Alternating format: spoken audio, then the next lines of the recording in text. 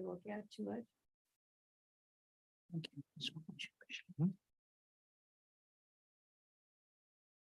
Tina Saraka, Present. Tim Colleen, Here. Lolita Haley. Present. Anya Jenkins. Maria Lambert. Hubert Massey. Present. Maria's excused. I got a note from her.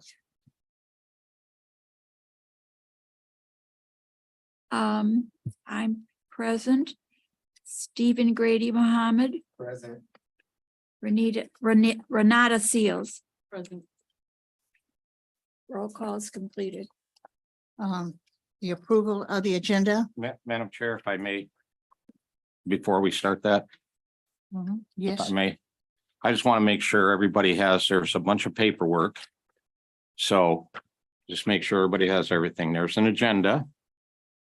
There's a copy of our bylaws, since electing officers is on the agenda today. The bylaws describe the duties of each officer. You should have a copy of a parking reimbursement policy and a copy of a contract for an attorney for the authority is being handed around now. So I just want to make sure everybody has those documents. Thank you, Madam Chair. excuse me. What was the last one that you called out? The There's a one? copies of a contract for hiring an attorney. For, yeah. Finishing our job, hiring the attorney. Do you have more copies of the I could use a copy of the proposed contract, but anyway, Madam Chair, Yes, We're thank waiting on one additional page to be printed and then we'll Ah. have your whole stack. okay.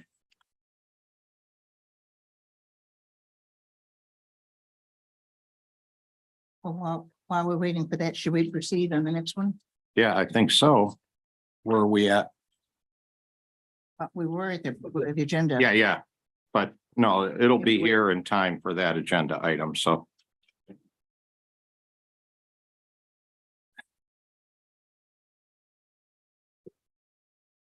So, Madam Chair, I'll move approval of the June 23rd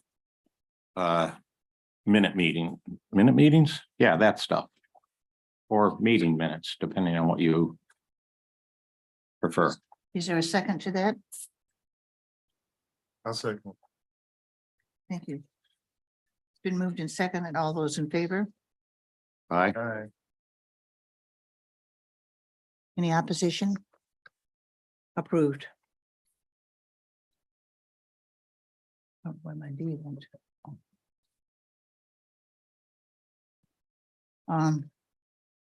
Report from the chair. Okay. I don't think I have a report. Except that I'm very grateful, as I said, that Jean started this and that the community is getting the benefit of what the Art Authority does, and the Art Authority is helping us. So I think it's a win-win we've accomplished. May I Yes. comment? Yes, Jean. A member of our board at the museum who recently stepped down as chair of a major hospital board told me that you go from who's who to who's he. Yeah.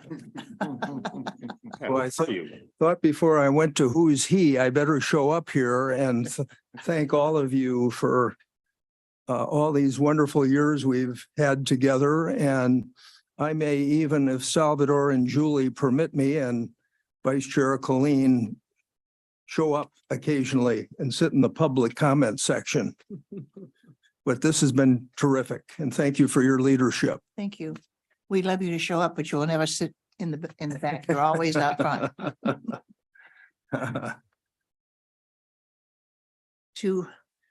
I have no other report from the chair except to say that I'm very grateful that I've been given this assignment. And I enjoy all of you and certainly for the work that you do for the DIA. Any unfinished business? Is there any unfinished business? Okay, new business. number one under new business, I Madam Chair. can't see my. Okay, number one.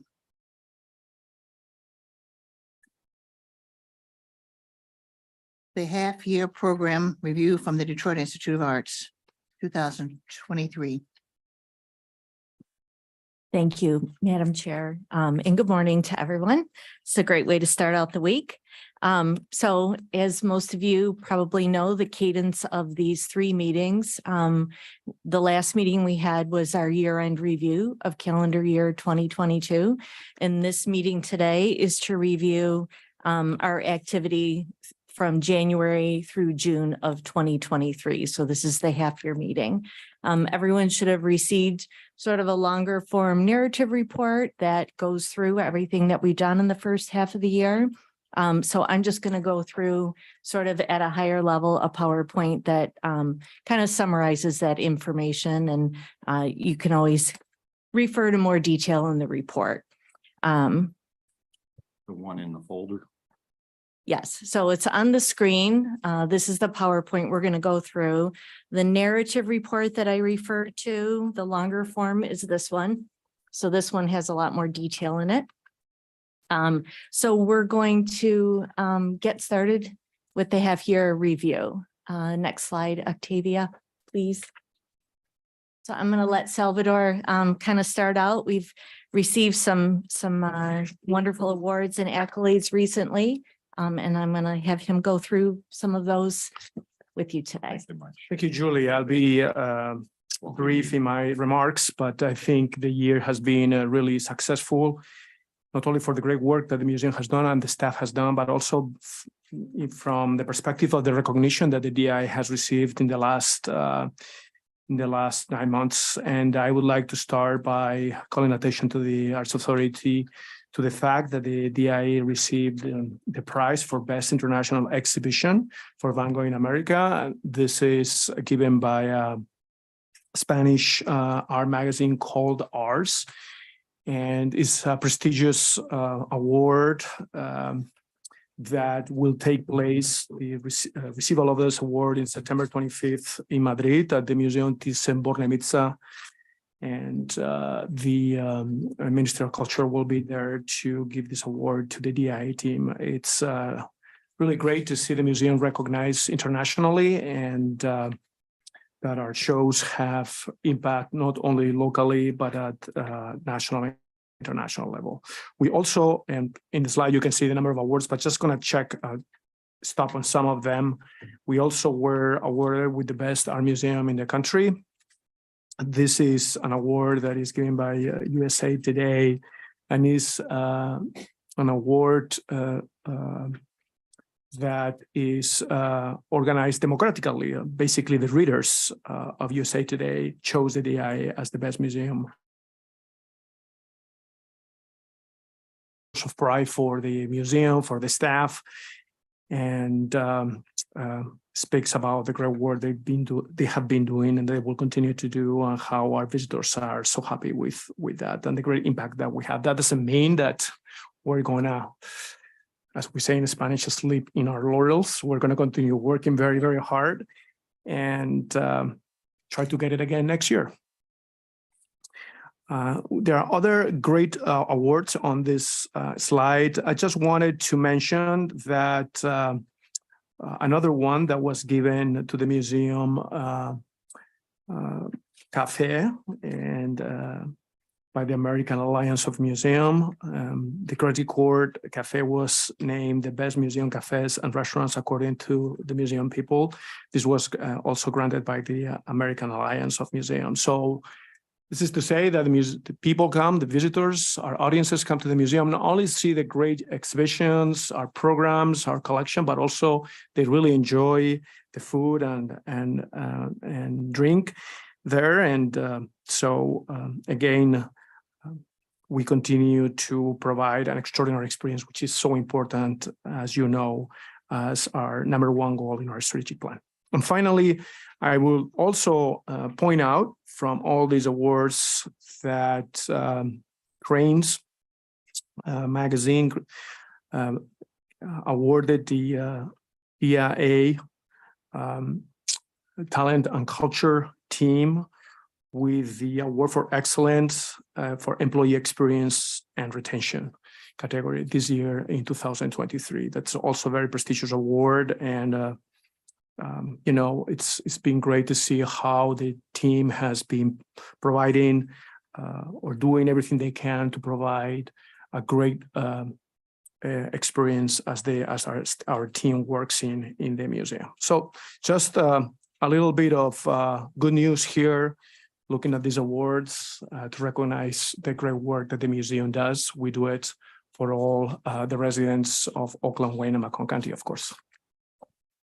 That was a wonderful report. Thank you. How can that be advertised a little bit more, that last remark? So we discussed this at the board meeting where I showed this slide, and many of our board members suggested that we could just email this slide to all our members and all the supporters of the museum. And there are ways for us to continue to promote this because it's the result of the great work the DI is doing for the community. Thank you. I don't know if this is out of order, but I think this would be very nice if we had enough of these to give everyone that comes to the museum. When they come in, someone stand there and give them this, pin it on them or something. We've got plenty and we will do that. Okay, Yes. Okay. Thank you, Salvador. So just moving through the PowerPoint, the next slide, Octavia, please. So we usually begin each presentation when we come here with this slide. This is the framework that has served us very well in the first 10 years of the millage. This is the framework that we have all decided together that we're going to move forward with. And this is how the work is organized. So free admission, the school program, senior program, and community partnership programs is really how we organize our service agreement work together. Next slide. So at the half year for Wayne County, we've had over 58,000 people visit the museum. And that is definitely last year, the first half of last year, we had 25,000. So we're definitely seeing people coming back to the museum, continuing to come back to the museum. And I think the work that we've been doing, the exhibitions and the recognitions are really motivating people to come back to the museum. So we're looking to get back to our pre-pandemic numbers. And I think being, having doubling our admissions year over year for this time period is definitely a step in the right direction. Next slide. So the second area of the service agreement, of course, is the school program. At the half year, we were at a little bit over 11,000 students coming to the museum on free field trips, and that includes free transportation for anyone who would like to take part in that. We either provide the buses or we reimburse the schools for the use of their own buses. So of course that continues. At the half year last year, we were at about 8,500. So we're definitely building the school program back and increasing our numbers year over half year. The goal by the end of the year is to get to 16,000 students. I'm feeling confident that we're going to get there this year, and that will be the first year since the pandemic that we're able to meet that number. And of course, we always exceed the number. If there's students who want to come beyond the 16,000, we certainly accommodate them as well. So it feels like we're in good shape to get back to some of, meeting those goals and reaching for pre-pandemic numbers. We continue to offer educator resources. Our custom teacher PD in your long form report, you'll see some groups that we did special professional development with. We also have in-museum events, and there are plenty of those, from 2-day VTS workshops. We just finished one of those up in August, to, just a lighter touch, our refresh, restore, revitalize, as a way of getting teachers in and kind of thanking them for all that they do while giving them an introduction to the museum. So in that long form report, you'll see all of the teacher PD events. We continue to post on our website exhibition resources. This is just a way for teachers to be able to learn about the exhibitions and make connections in the classroom to the things that we have rotating in and out of the museum. Of course, lesson plans, and we continue to offer DIA delivered. So the theme continues to be building back, and I feel like the school program, we're really on the right track to building that back. We're offering everything that we offered pre-pandemic, and we're getting really great participation across the board. The other thing that's coming up that's kind of special, Midtown Detroit Inc. is sponsoring an educators night that's coming up on September 26th. So we're going to be participating in that in partnership with other organizations in the Midtown area that service student groups. So this will be a chance for educators to come down to the cultural district and get a sampling of what they can do with their students at different organizations, including the DIA, Detroit Historical Society, the Science Center, and other of our neighbors in the cultural district. So I think it's going to be a really great evening. It's a great chance for us to bring people from all over the 3 counties, educators, to see what we have going on in Detroit and all that we have to offer our K through 12 students. There's going to be info sessions, of course, food trucks, drinks, and more. So if you're interested in coming down and seeing what that's all about, it's from 4 o'clock till 8:30 on September 26th. I'll follow up with this meeting, more details on that. Thank you. Next slide, please.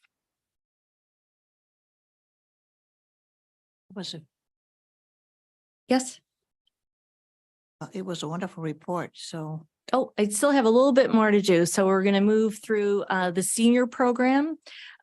So again, the theme is building back.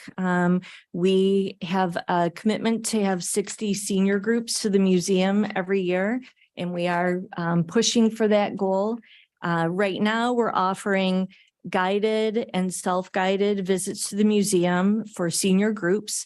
If a group is 25 or more, we're able to offer free transportation.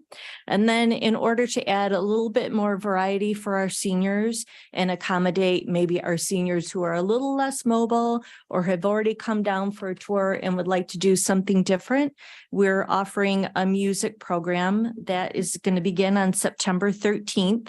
And I believe, yes, there's a flyer in your folders that highlights that. So we have 4 dates, one in September, October, November, December. I will make sure everyone gets this. Even though you're not necessarily part of a senior group, you are welcome to come and sit in the back with me. We have just finished a big renovation of our lecture hall, and we're really excited to be able to use it for events like this. We have some really great wheelchair seating with handicap companion seats. So if you come in a wheelchair and you want to sit with the person you came with, we can accommodate that. The stage is bigger, and it's just the acoustics are great. I was there the other night for a 50 years of women in hip hop concert. And that was really great to see the lecture hall back online and the room full of people. So I am really looking forward to be able to launch this new offering for our seniors at the museum. So I will be emailing you and inviting you to attend with me so we can see how that goes. So that's the senior program. Next slide. And then a variety of community partnership programs. Of course, we had Inside Out. That is still up and going, and we will leave that out in the community probably through the end of October. And then that will be deinstalled. Our application to participate for next year, which you all would have gotten that information from me, that closed. And we're working through making those selections for next year as well. We are doing a refresh at the Warren C. Evans terminal at the airport. We have a collection of new images that are going to be swapped out for some of the images that have been there for a while. So you can see those on your screen right now. Next slide. Partners in Public Art. I think I've shared with you work in progress in Wyandotte in the lower right-hand corner. I think that is almost completed, but I still see some masking tape up there. That has been completed since this picture was dropped in, and we will be doing some sort of event with the folks in Wyandotte to celebrate the completion of that mural. It's really, really quite beautiful. I'm excited to be able to celebrate with the community. We're talking about maybe something in October with cider and donuts. So nothing wrong with that. Upper right, we were at Jazz on the Avenue. Thank you, Lolita and Renata, to help us get over there with drop-in art making. We've been doing drop-in art making all summer. Our Jazz on the Avenue was just one of the events that we attended, and you should see in your longer form report all the places that we've been. When we talk again at year end, we'll list all the places that we were in this half of the year that we're in right now. And then a big event on our campus, always a huge event, is Concert of Colors. And today, this presentation is multimedia. So I'm going to let Tony talk a little bit about our Concert of Colors event this year, and you'll see a little bit of video from the day on the screen. Awesome. Thank you, Julie. Next slide, please. And Full there's a name, video sir, and attached. title. I'm sorry. Your name and title? Oh, yes. I'm Anthony Smith, Vice President of Learning and Audience Engagement at the Detroit Institute of Arts. And let's hit play there.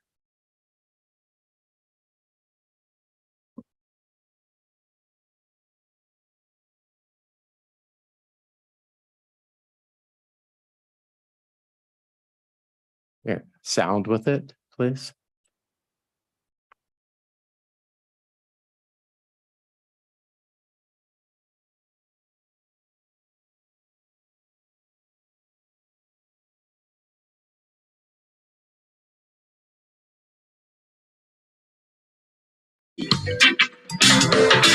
And can we start it once more? Thank you.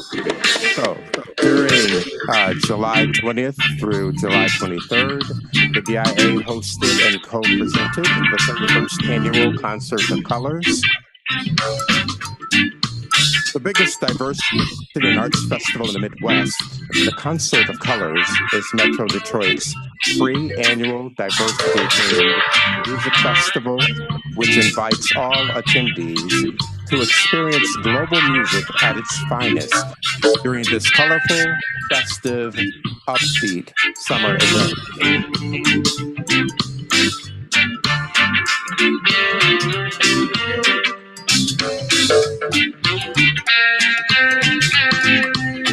Adjust the volume. Okay. I don't know if that's possible. Sounds good to me, including more than 50 performances by internationally known music groups and Detroit icons. The festival also featured food vendors, films, poetry, lectures, forums, visual art, family-friendly events, and more.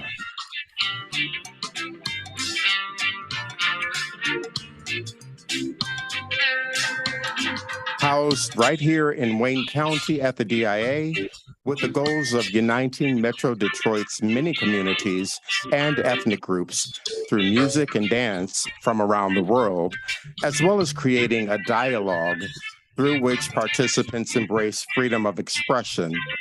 The Concert of Colors aligns with the DIA's vision to make our museum the town square of our community, a gathering place for everybody.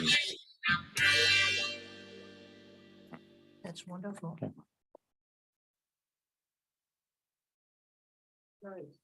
Thank you, Anthony. Moving on to the next slide. So just a few more community partnership programs that we did in the first half of the year. Of course, we had our second annual Wayne County High School art exhibition. You see Salvador Betty and County Executive Warren Evans and our Art Authority and DIA board member Renata Evans on the picture there. A few more pictures of the high school art show, and then our community group studio program, which there's more information in your packet on that. We're also, reaching out to senior groups. We have a couple of senior fairs that we're going to have info tables at. And then I also did want to share that we have added to the community engagement public affairs team. So we have a new hire that comes to us from our studio. She will be with us at our next meeting, Ani Garabedian. She's going to be heading up the DPS CD show, the Wayne Wide Art Show, and the Ofrendas exhibition. And she'll also be doing the Partners in Public Art projects across all 3 counties. We've also recently hired a new community engagement manager, Emily Weiss. She comes to us most recently from the Heidelberg Project, and I'll be bringing her to our next meeting as well. She'll be working with Sharon. Actually, she's been with us for, I think, 2 weeks now. And she spent yesterday at Wayne State University hosting an info table for about 4,500 students at their sort of back to campus day. One thing we were really happy to be able to do is we set up a big monitor, like a 24-inch screen at the table. And now we're able to play this really awesome drone footage that we've taken of the inside of the museum. Now that we have a chief digital officer and we're building our digital capacity, I'm hoping that I'll be able to bring more of that work product to this table. Of course, the Concert of Colors video. I wanted to bring the drone footage today, but I didn't want to push it by trying to embed 2 videos. So now that I know we have one running, I'll be bringing more of that to this table. Next slide. And then, of course, in the first half of the year, we had our annual DPS CD show. We had the Wayne Wide Art Show, which is the poster for that is in the center. And then coming up, we have the Ofrendas exhibition that will open late September. Actually, next week we have load-in. So we have about 5 days of 14 different community artists that will be in the museum assembling their ofrendas in our special exhibition space right off of Rivera Court. That is a really popular exhibition. It brings in a lot of student groups, a lot of senior groups. So we're excited about October being a busy time in the museum as people come in for that special offering and community partnership program. Next slide. And I know Judith Dolkart wasn't able to be here with us today, and I usually have her go over special exhibitions. So Salvador, can you talk a little bit about these? Of course. So we have currently the exhibition on the photographer from Ghana, James Barnard. This is a really amazing show. We are the only venue in the United States. It's the first retrospective of the artist in the USA. We're doing this in partnership with the Serpentine Gallery in London. And it's just an unbelievable exhibition that got raving reviews in the New York Times and other news outlets. Basically, the show tells the story of the country of Ghana from the independence through these days. And the artist really focuses on the people. And, one of the things that I heard our curator say, Nick Capone, is that it's true that the DIA has an amazing collection of African art, and many people come to the DIA to see our collection. But what this exhibition does is gives faces to the people who created those works of art. And it's just a really beautiful and inspiring exhibition. We also just opened another show called After Cubism, Modern Art in Paris, 1918. 1948. This is an exhibition that includes works from our own collection, prints, drawings, and also some paintings. You can see in the slide the painting by Archibald Montley. This is a painting that he did during his short stay in Paris. Basically, the exhibition tells the story of what happened after the international movement of Cubism expired, and it was come back to normality, and how different artists from Europe and America saw it. And we can tell that story with our own collection, not only with masterpieces like the one that you see by Motley, but also works by Matisse, Picasso, Braque, and others. And finally, we will be opening a show in February. This exhibition is called Regeneration Black Cinema, 1898-1971. We're doing this exhibition in partnership with the Academy of Motion Pictures in Los Angeles. And it's a very inspiring exhibition that tells the story of Black cinema from its beginning to 1971. It will be the show will be complemented with a very strong programming that we will be doing at the Detroit Film Theater. This is an exhibition about film, and we will be playing films not only from the period of the exhibition, but also later until our time. So very excited about the show as well. And I think the offerings that we have in this next 6-8 months are very, very strong. And our residents in Wayne County will be very, very pleased to come to these shows. All will be for free. Thank you. Julie, back to you. Yes. So that concludes the overview of the CAFIR report. And I'm happy to take any questions, comments. That was an amazing report. Thank you. Could I ask a question here? It's so much going on at the airport all the time.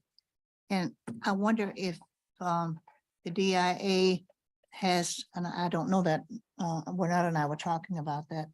And she was asking the question, well, not asking the question, but Warren Evans I sat with you and Warren at the DIA the last time, and he's very interested in the DIA. And I know that, is there something that we can do at the airport to really feature the DIA so that people coming into town will know that we have the best DIA visited? Maybe, I don't know, I'm asking the wrong question, just talking about it. So Renata, you. Outside of the exhibits that we already have at the DIA, remember we did the opening for that a couple of years ago. I was going to make the comment that we also have a new small business hub kind of incubator that's going to be launched at the airport soon. And the types of, it was a kiosk program, but it actually turned into real spaces. And outside of those spaces, we will have even more space for artwork and things like that. The airport just hired someone to manage artwork there. So that's coming. And then with the small business incubator, the spaces outside of that, we're going to start with 4. By the end of the year, we're going to have 7. And then by the end of next year, it's going to be about 20 spaces. So all of the artwork will be hung there, and we're working out what that looks like for everyone, including the DIA and other museums and local artists. You know, hopefully Hubert can have the biggest one there. But we are working on some things that we're going to launch in 2024. We just have not sent out the teaser for it yet. So we're still working on it, but there are going to be a lot of spaces. My question was, though, when does the contract for the DIA and the airport end? Is it just going to continue on, or is it something, an end date coming? So Sharon's more familiar with the term. I believe it's, Well, we, pull your microphone. Sorry. we renew it every year. So right now it's on a year-to-year basis, and we just renewed it for the 2023-2024 season. And so it'll be up until July of 2024. And the install for the new images per Bobby Griggs at the airport is going to be after Labor Day. Yeah, Okay. so it's been a 1-year contract and we just continue to roll that. Yeah, I was looking towards the maturity date because I know that we're launching the new program in April. So of course, I'm tasked with what goes outside of these new spaces. So I'll be looking into what the DIA has to offer. But I am looking for more contemporary looking art because these are spaces for small businesses that are more, we want it to be very upbeat and very bright and happy looking and, and just representative of Wayne County community for sure. Thank you. Looking forward to Um, hearing more about it. One more question that I have, for the Wayne County Student Art Exhibit, at what time of the year do you launch that every year? And when do you start doing the collection or the roll call for the art? Yeah, so I can get you sort of the run of show for that. I don't have it at my fingertips, but last year or this year, the show is up from June, it was up from June 16th till July 16th. And I just can't remember exactly. I'm pretty sure the call goes out well before school is out. But I'd have to get the specific dates of when that went out. Yeah, that's my concern. By the end of the school year, springtime, students are not as interested in school as they were when school first started. And I was just wondering, is it a possibility to kind of tease the students and let them know that this thing is coming in the beginning of the school year when everybody still has fresh, clean Yes. uniforms and they're Yes. eager to come to class more, more so than when they might be failing a class or, Yeah, things are no, not we going can, so well. I can look and send the group when we launched it last year, but we could certainly push it forward, or like you said, just like do a little teaser so that they know when the application comes open. We were really happy this year. We had double the amount of, actually more than double the amount of submissions. I think we had 400 students submit pieces, or 400 pieces submitted this year. And the show all told, I think was about 72 pieces. But we definitely, for a second year, we really saw a big uptick and an increase. And we were pretty, we sent out a big mailer this year and definitely pushed it out further than we had in the initial year. So we'll continue to look for other ways to push that message, but an early teaser before the opening is a great idea. Absolutely. I joined the DPS family last semester. That is something else. But I just think that when the students are fresh, coming in new, that is just the best time to try to gain some support from DPS. That's all I have. Thank you. I wanted to mention, I love all these awards. and It seems like. Your mic. Can't hear you yet. We're on Zoom. Yeah, bring the microphone down. You gotta be on top of these. Can you hear me now?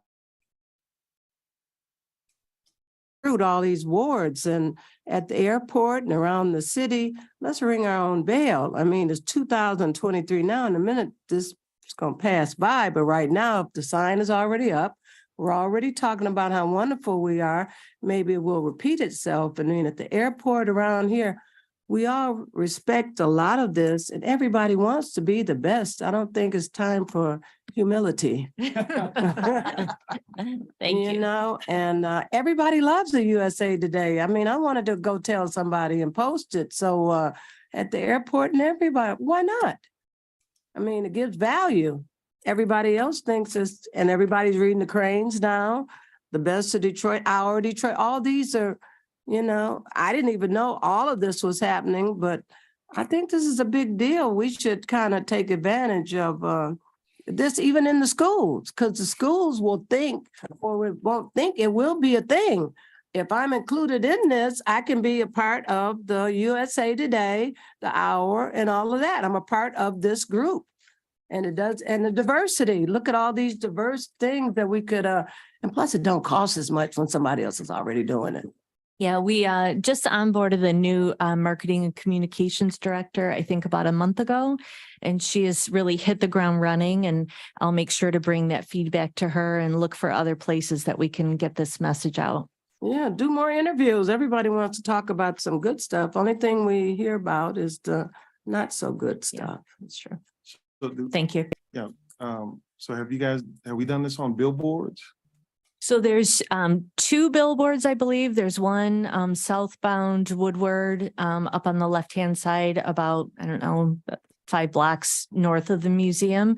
And I'm trying to remember where the other Best Museum, I can't remember if that one was on I-75 or not. So we do have 2 big Best Art Museum billboards. I haven't seen them. Me either. Have right. you seen them? No. Where are they now? Oh, Madam Chair, you're Oh, that's testing me. okay. I'll Let me get- see. I'll get- no, I'm sorry. I'll I get will, some of them. I will send them to you. I know there's one that I see on my commute every day. Just north of the museum on the, but you have to be going southbound to see that one, just north of the museum on the east side of Woodward. And I can't remember where the second one is. It must not be on my normal commute, but I'll send that to you and think about other places to put it. You know, that was a very astute comment, because when I go down south, I drive, and when you get to Toledo, they have a couple big, huge signs there, and it tells you praises the I don't even remember what it does, but it got my attention. Right. And so I think and I haven't seen those, and I drive a lot, so I must be All right, I I'm gonna, must be driving blind. But thank you, but that was a real good remark. thank you. Madam Chair, Yes. through the chair, first of all, congratulations on all of these great awards. I mean, this is fantastic. This is the type of thing that just increases our footprint in the world, because you're a world-class organization.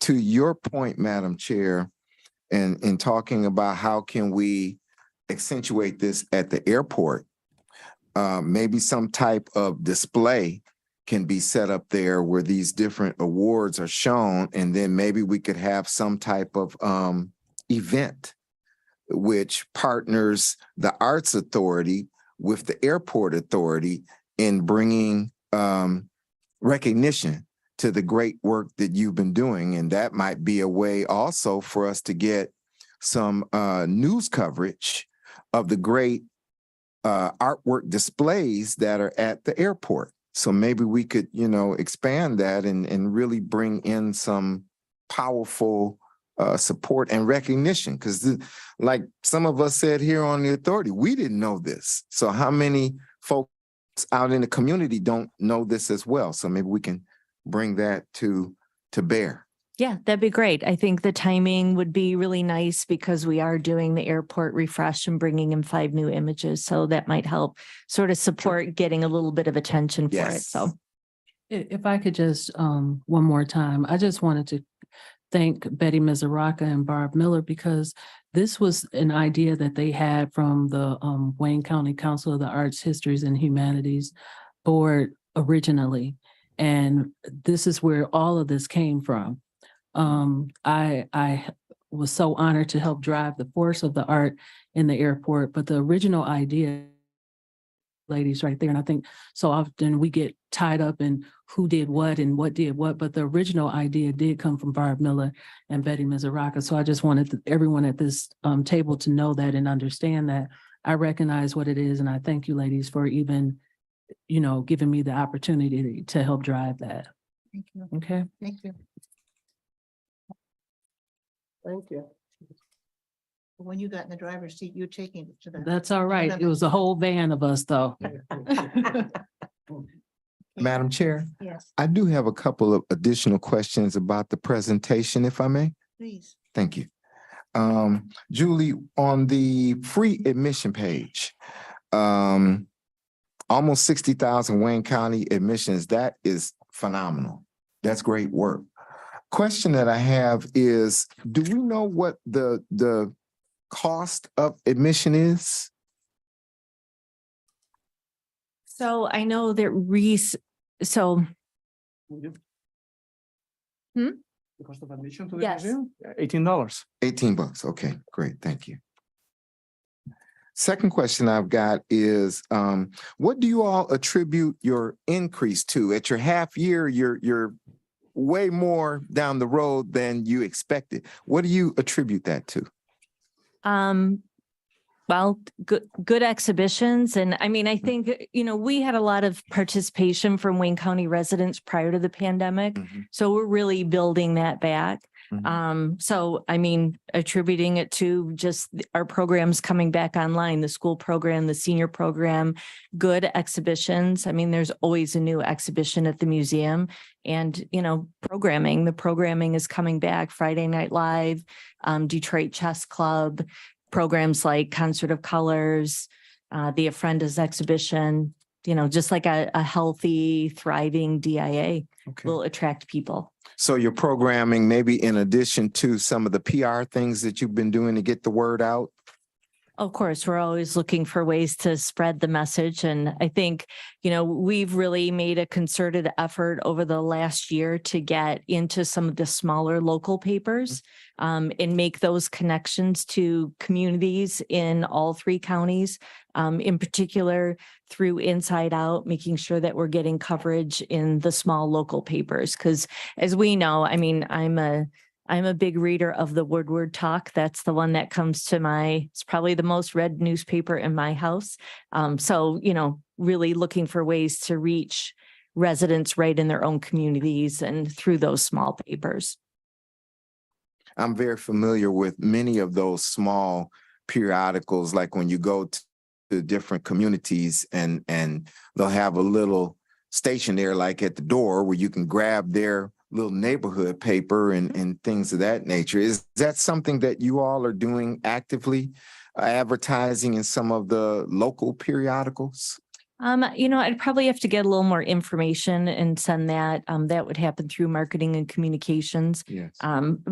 Primarily we're looking to get coverage, to get that media that just is organic coverage of the programs that we do rather than paid advertising. Gotcha. If I may ask something, Julie, I mean, we are very conscious of the importance of letting people in Wayne County know what we are doing at all levels.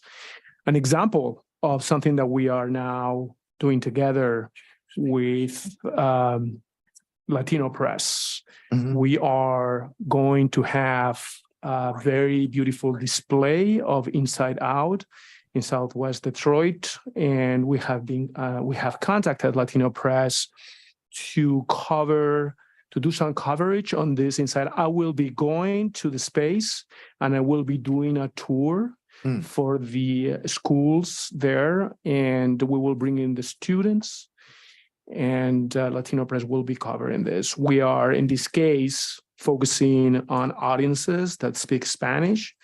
So because we have a lot of Wayne County residents that speak Spanish, so I will be doing this tour in Spanish. So something that I'm very looking forward to it, and it's fun. But this is a way for us to make sure people know what we're doing and that we're doing for them. So there's a lot of thinking about how to promote our exhibitions, programs, etc., in the building and outside. That's great, Salvatore. And if you could let us know on our end, that would probably be something that the Wayne County Executive would be interested in partnering with you. We might have to have an interpreter with us, but that's okay too, and we could show that joint collaboration. Happy to do so. Okay. May I say something here? I'm very familiar with that part of Detroit. The church, I'm not Catholic, but I practice all religions. Can't hear you. Get the I'm mic sorry. a little closer because we are public on Zoom. Everybody needs to hear us. Okay, sorry. But anyway, I'm very active in that area down there with Holy Trinity Church. And so maybe I'd like to be involved in that a little bit because I've been down there about 25 years. And I know most of the people there that can be helpful to you too. We will let you know. Okay, thank you. Madam Chair, if I could continue with my questions. Thank you. Please. On the school program, Julie, a little bit more than 11,000 Wayne County students in the first half, which was up from about 8,000-ish, right? And your goal is 16,000. What percentage, do you know what percentage of participation you're getting from Wayne County students? Of the 11,000, I think there's something like 100 or 150,000 students in total in Wayne County. Yeah, Maybe I don't Commissioner, have you can help the, us with that number. 9,000. 109,000? yeah, Okay. I don't have the statistics on Wayne County K through 12 student population. At the back of your report here, though, you'll see these are all the groups that came Great. and how many they came and what school district they're from. Excellent. And then at year end, you'll see the full year in that report. Okay. And our commitment is 16,000 students. Mhm, Prior to the pandemic, we met that and surpassed it every year. mhm. So our goal is to get back to hitting the 16,000 Okay. and then, serving however many students beyond that are interested in participating. Okay. In the interest of time, what are maybe the top 3 things that you're doing to reach out to the school districts? So I'm going to ask Anthony Smith to help me with this one. So, because he heads up our education programs. So we do have our EduNews newsletter, and that goes out to, I don't have the number off the top of my head, but that is it a quarterly newsletter It that is. goes out to educators in all 3 counties? And that comes with an educator pass for special activities for teachers. And I don't know if you could tell us a little bit more. I know the Wayne Risa event was a big event. Maybe you Sure. could tell us about that. Yes, one of the things I was going to mention was, of course, we have workshops with educators and we let them know what's going on in terms of education programs at the DIA. The high school art exhibition Mhm. is a big one, that reaches all of our schools across Wayne County. And of course, the DPSCD Student Art Exhibition does the same. And then in addition to that, Julie already mentioned the EduNews, but just in our going out and visiting school districts and our interactions with them and, constantly talking about what's going on in terms of education at the DIA. Those are our main drivers for that. Can I ask you, Stephen, you asked of the 11,000 students, which are Wayne County students? Is that was your No, question? my before? question was how many Wayne County students in total are you reaching out to and then getting a response from? Okay, So if yeah. it's 109 and right now you're at over 11,000 and you figure to do 16 at the end of the year, then you're probably hitting about 16, 17, 18% Right. take rate. Okay. And I was wondering, what are you all doing to get your percentages up with the return from COVID?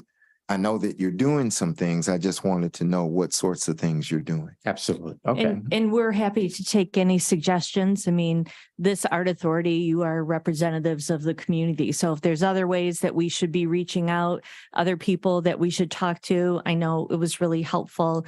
You connected us with the veterans. Veterans. His yes. name's escaped, Randy Jackson. Randy Walker. Walker. Randy Close. Jackson Randy was- Jackson, that's someone different. Jackson Five. I knew I was close, but anyway, I mean, that's an example of this group of people really helping us to make those connections. Ian and I went and spent a half an hour learning about the work that he did, and he's on our contact list now for everything that we do. So Great. I appreciate that. Those connections and any other ones you'd like to provide. Okay.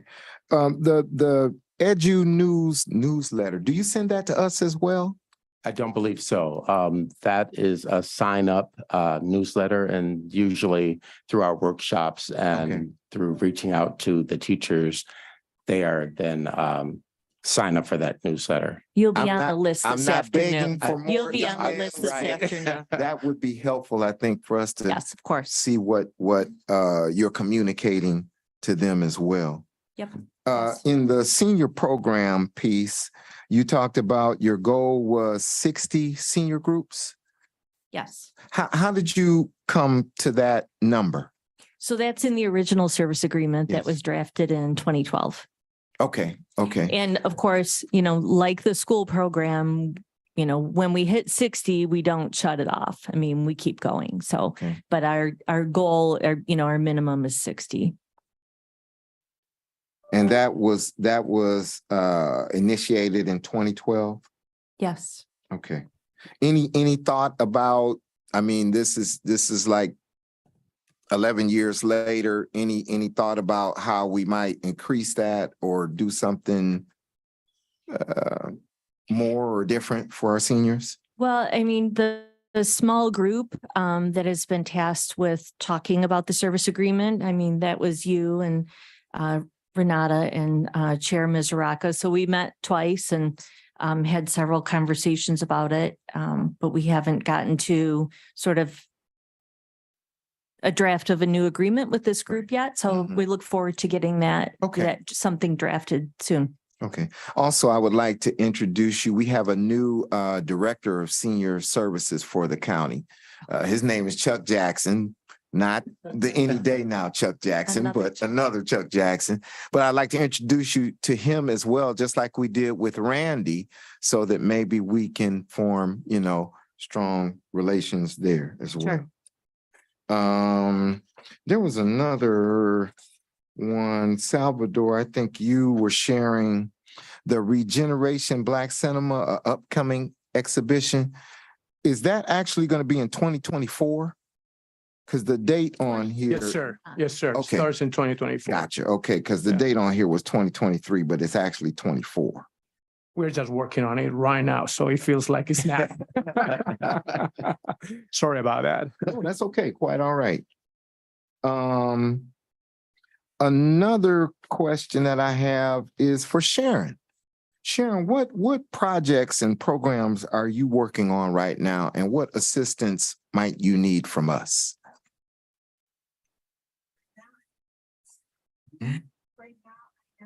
Oh.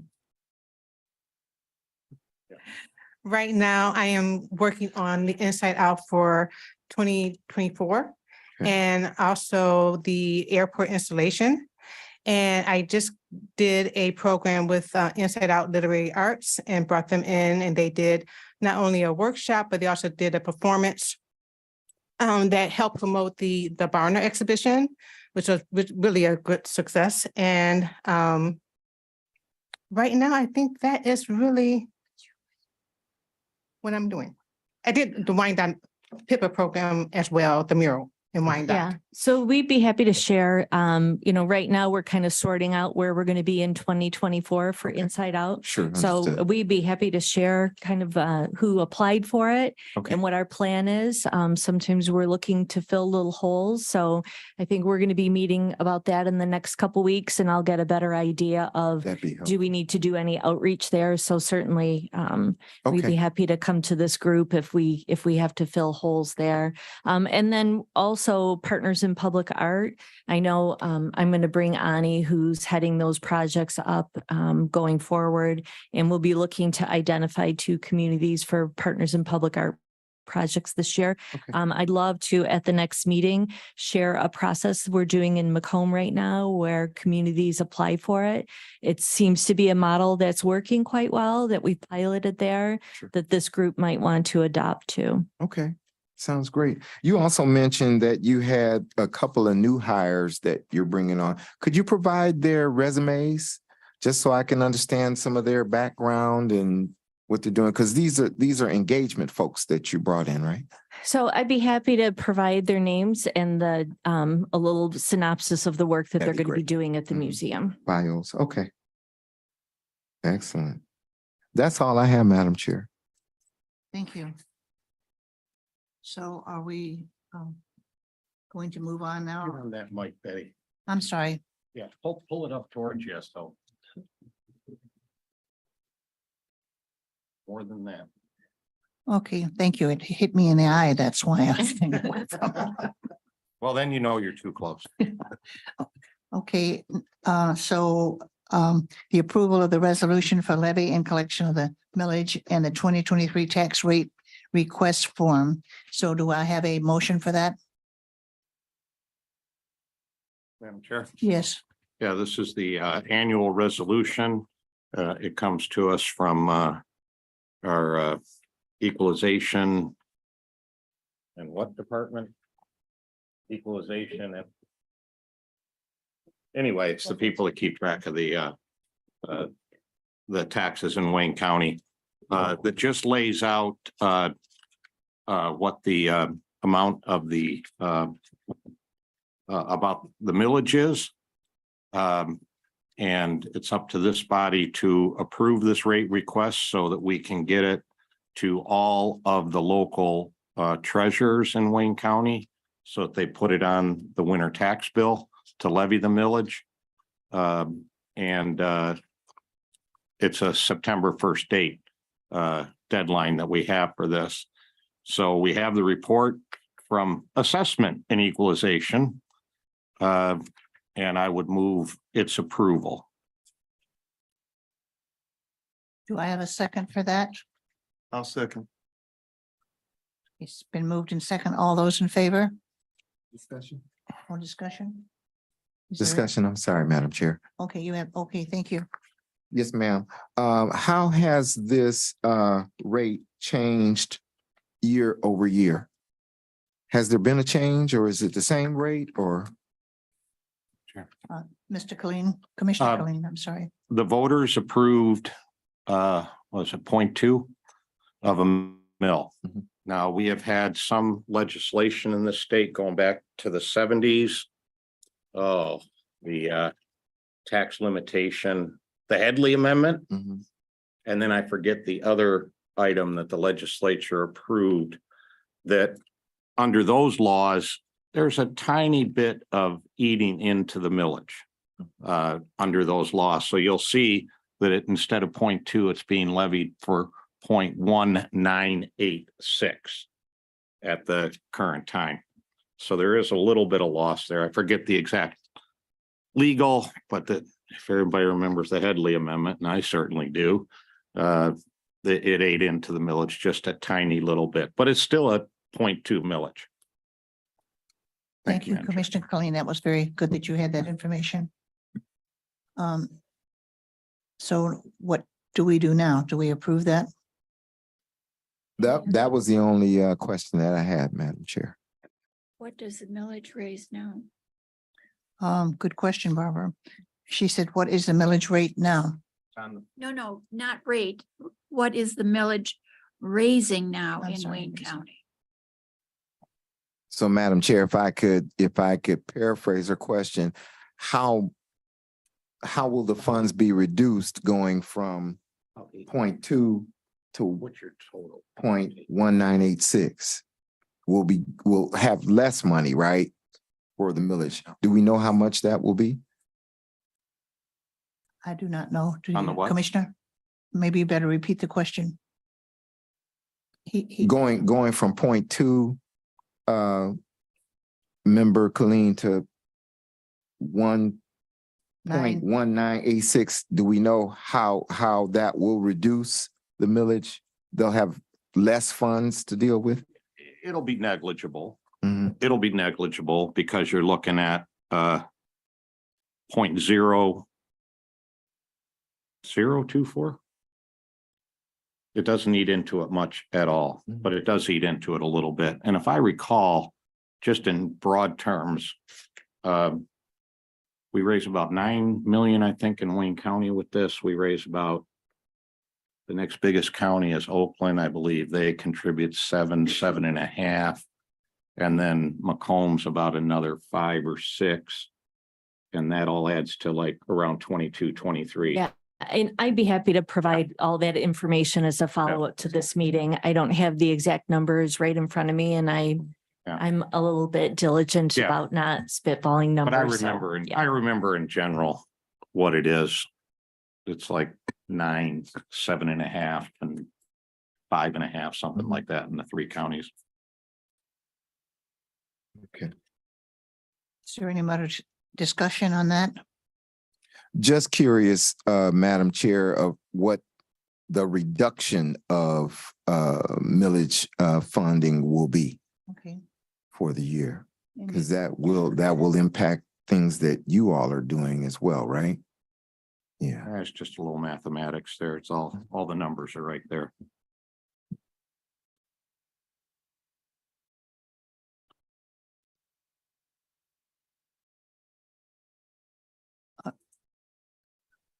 Madam Chair, there's a motion on the floor. It's been Yeah, seconded. I didn't want to move it until he was clarified.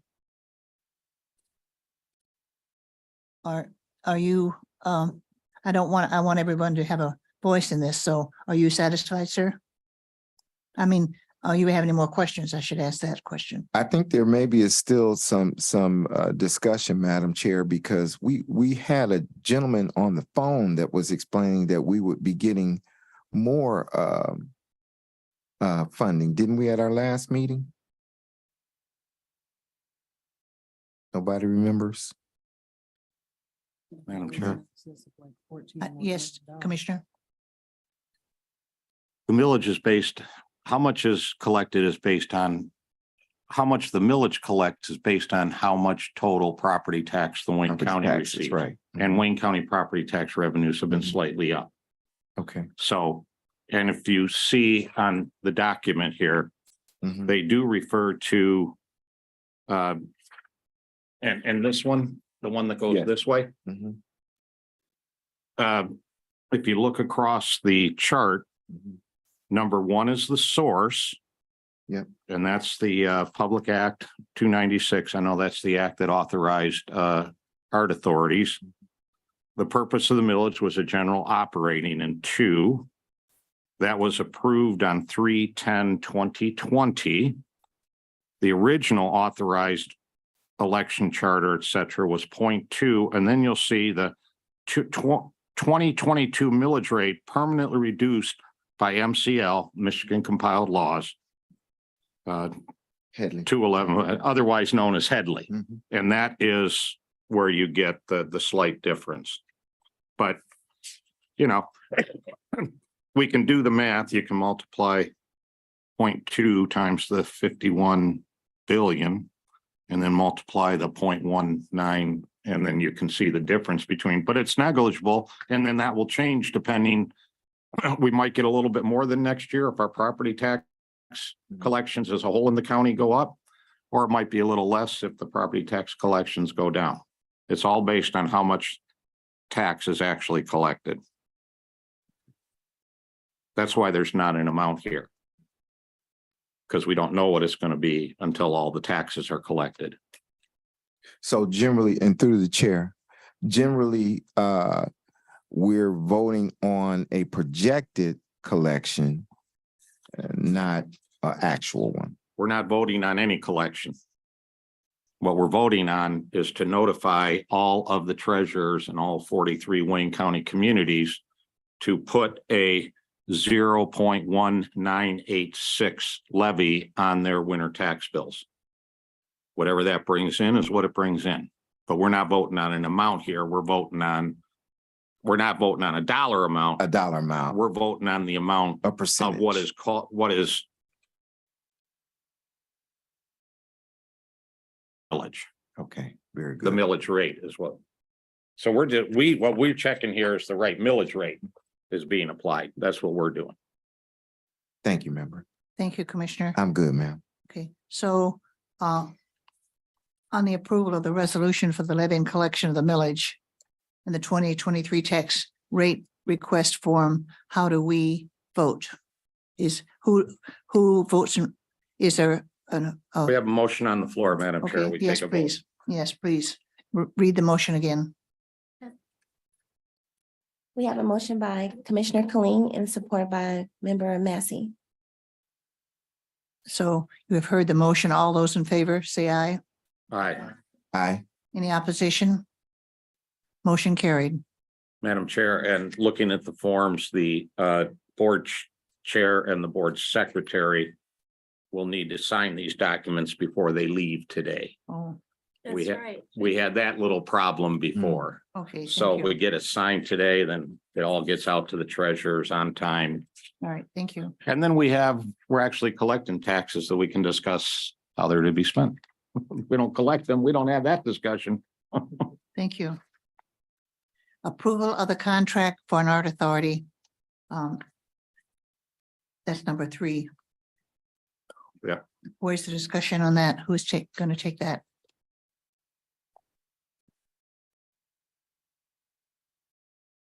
There is a contract, a draft, I'm sorry, Madam Chair, through the chair.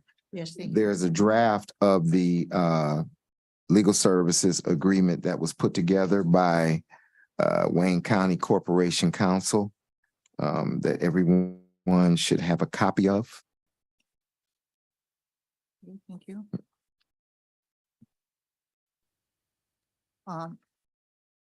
Do we have a motion to approve the contract, please?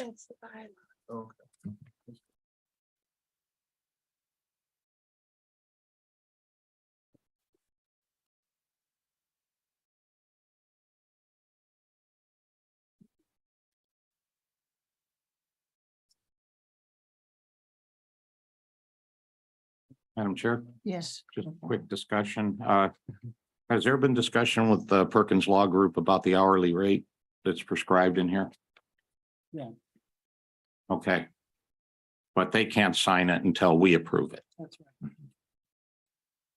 Madam Chair, I would, and for those that may not know, here in Wayne County, we call it Corporation Counsel in City of Detroit. They call it the Law Department. These are the attorneys for the county. And I would move to approve this contract. Of course, we'll have to get it signed, but I'll move to approve this legal services agreement with the Perkins Law Group. Is there a second on that? I second that, Madam Chair. It's been moved in second. All those in favor? say- No, discussion. Oh, discussion. Yeah. Okay, sorry. Is there discussion? Uh-oh, an attorney. A good one, too.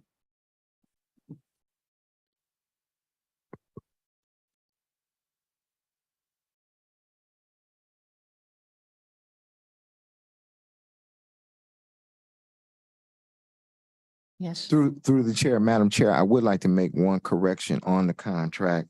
Item 2.5. And there was another item 3.4 referred to the Art Authority's Executive Director. That should actually say the Art Authority's Chair. We have no executive director. So 2.5 says no payment shall be made until on this agreement until such invoices have been approved by the Art Authority's Executive Director. That should actually be by the chair. Thank you. And what is the other one? The other one is, 4. yep, 3.4.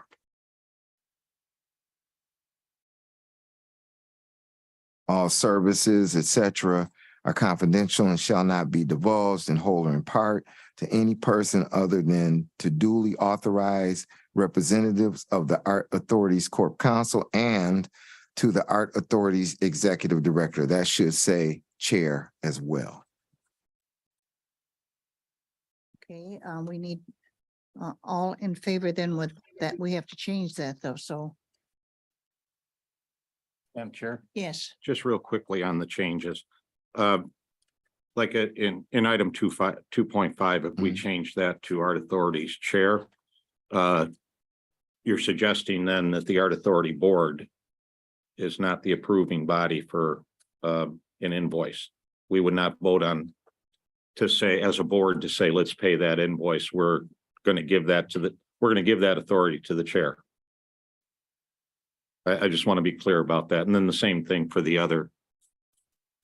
I'm good with that, but I think there should be clarity that people understand that that's how it will work. So through the chair, once this contract is approved, ma'am, then we have approved a certain amount of money that our legal advisor will receive. But then through the work of that will receive certain invoices. I don't know that the entire board needs to approve an invoice, or should that just be in your purview as the chair? Thank you for that clarification. I don't think since I'm so involved, I think I'd rather have the board vote on it. You would? Mhm. What do you think? Okay. So all those in favor, can we back to the motion? I can go either way. Well, Okay, Madam Chair, Commissioner. just for clarification on that, because at our next meeting and at the end of year meeting, we will be looking at a budget for next year. Mhm. And a number will be in there, which will kind of be a guesstimate Mhm. for what we're going to spend on legal services. Sure. And that's kind of an up to amount. I mean, Mhm. if legal services run into more than that, the board would have to amend the budget. True. So if we leave 5,000 in there and there's 2,000 worth of bills, then kind of the board through its budget Mhm. has done that. But the question is for other board members, do you want to see these invoices as they come through? One thing could be is that if we leave it in the purview of the board chair to approve these as they come through, then the board chair can report that in their chair report Mhm. at the beginning of each meeting, Mhm. what was approved. So I just want people to be clear on what we're approving. I want all board members to understand what we're approving. So that we don't second guess it 8 months from now or something. So I'm good with it being given to the chair. I just want everyone to understand what that means. So based on. So that- I move the legal services contract, and I would consider it a friendly amendment to change, was it executive director in 2.5? Mhm. What is it called? The executive director, yeah, I would approve out of 2.5 and 3.4, Mhm. removing executive director and inserting chair of the art authority. Is that what you're looking for?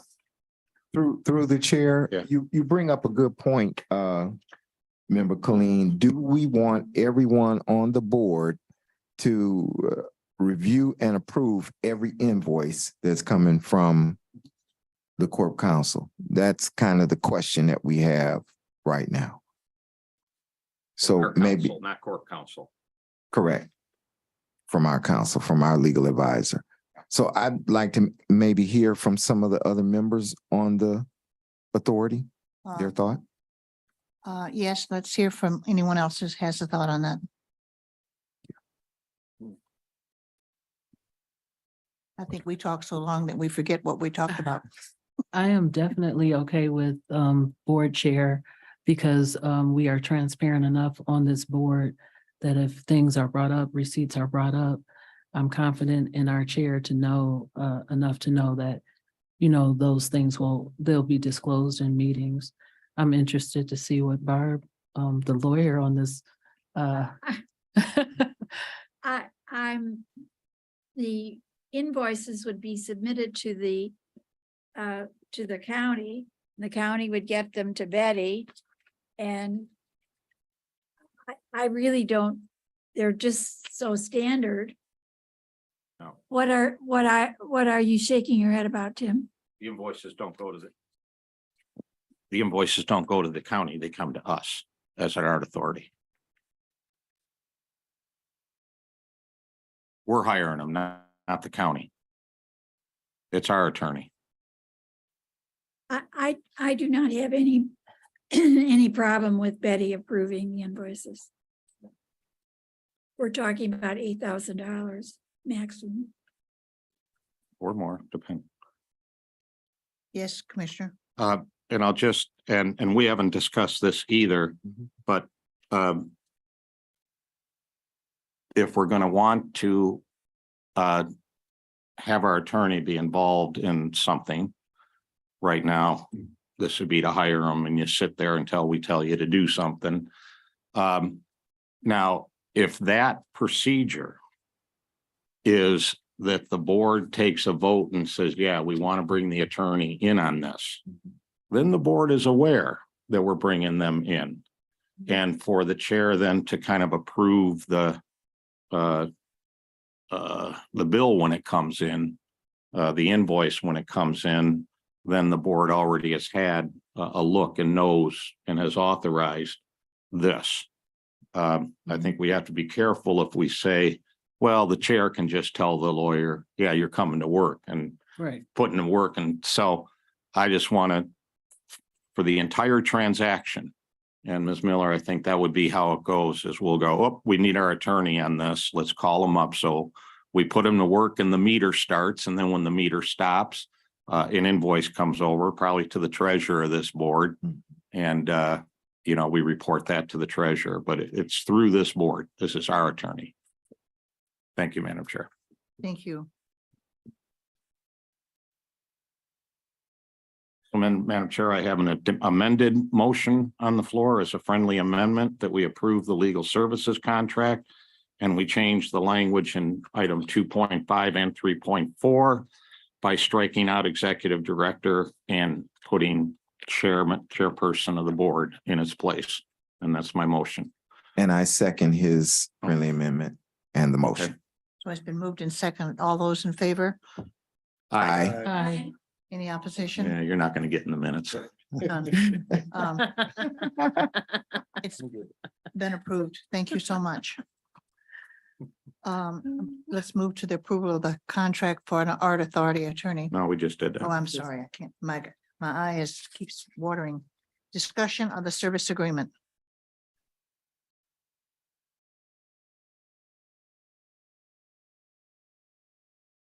Madam Chair, Yes. I'm going to take that as maybe an update on the progress of the service agreement subcommittee. Okay. Yes, ma'am. We did receive the audit that helped us to understand at the front end what was going on with the service agreement previously for the previous year. But we still need to understand the components of what was spent in each one of the categories for the service agreement. And I think that audit resides at the DIA board level.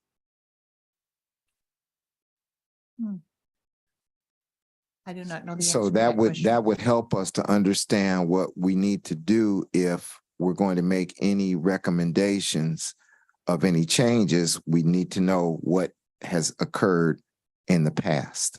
Thank you for that. Do you have any discussion on that?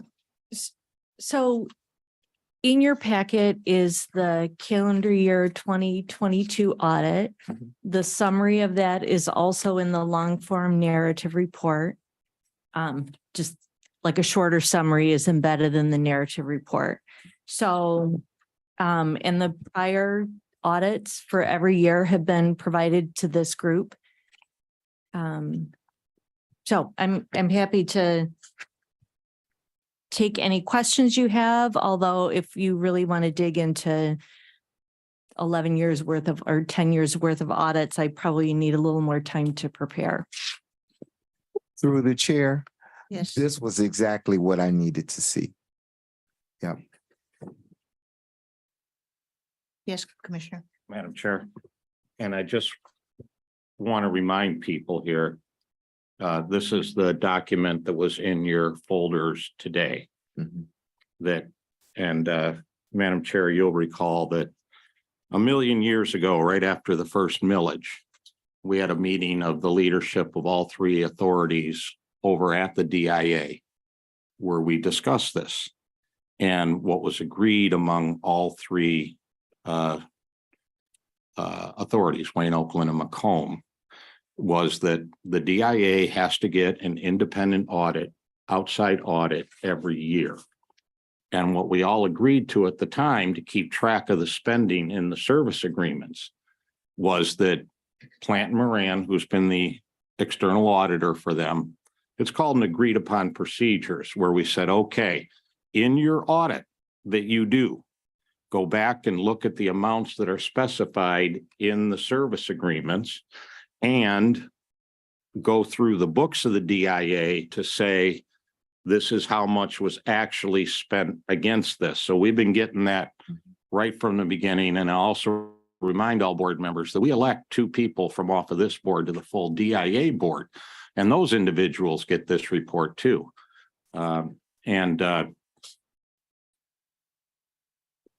So it's not like we've been bereft of, and then the DIA reports this to us every year as they do in this year in there. So that's spending, and I will caution people too, we had a couple of COVID years in there, so there wasn't as many kids going down, but we've had that discussion with the DIA too, that if there was shortfall in a previous year, it would be made up on these service agreements, so we can track it. But the reason we have what you're seeing here today is because what we did 10 years ago with all 3 art authorities and have it in the external audit of the DIA. Thank you, Madam Chair. Madam Chair, Yes. through the chair, I'm the newest member of the board, so this is the first time that I'm seeing it. And that's what I needed to be able to make my decisions. Thank you, ma'am. And if I could just add, the prior years are posted on dia.org. Thank you. So are we, is everyone satisfied with the discussion of the service agreement? And can we move on? Okay, moving on to election of board officers.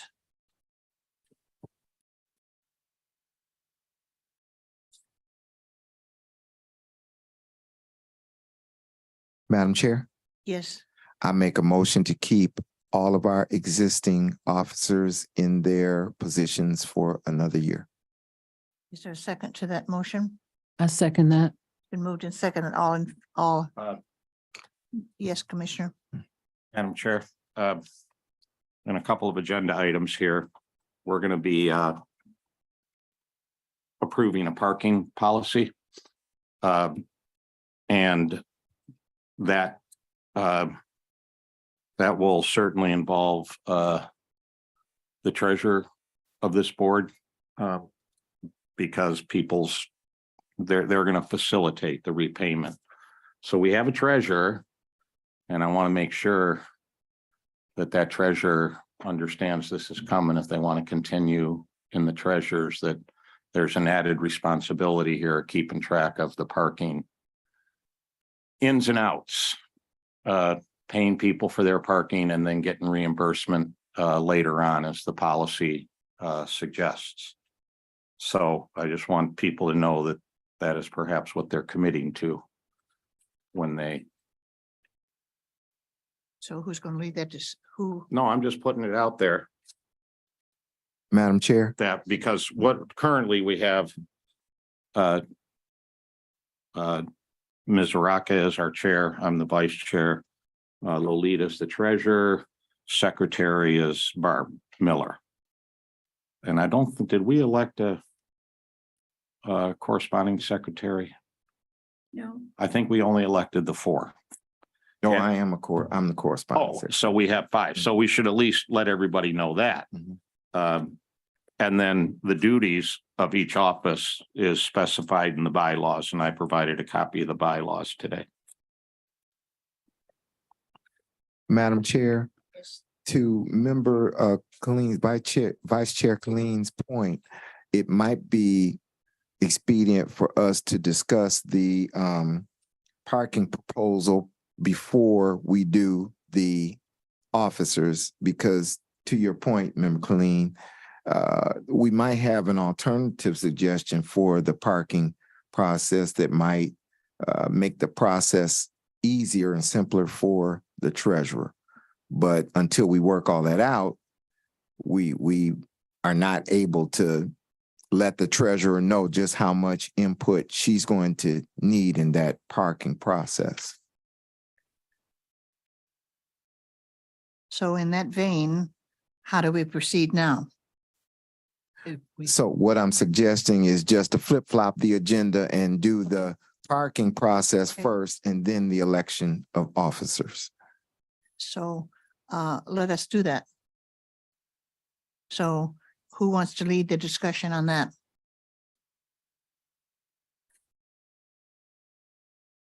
Madam Chair. Yes, please. I have before you a parking reimbursement policy. There has been, let's just say, a whole lot of discussion over the last 3 months about this. And what it came down to was either parking in the First Street parking garage or how it was proposed for the Buell Street parking across the street would be very difficult, if not impossible, for us to avail ourselves of this. So I drafted this policy. I ran it by the chief of policy for the Wayne County Commission, who's an attorney. I ran it by the commission attorney, and I ran it by the Auditor General of the county to make sure there would be no auditing issues here when someone came into an audit.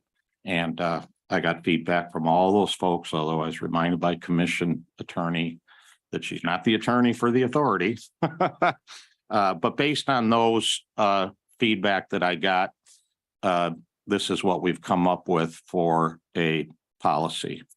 So if you kind of have it in front of you, the purpose is to provide reimbursement of reasonable and appropriate parking expenses for the authority board members while attending meetings.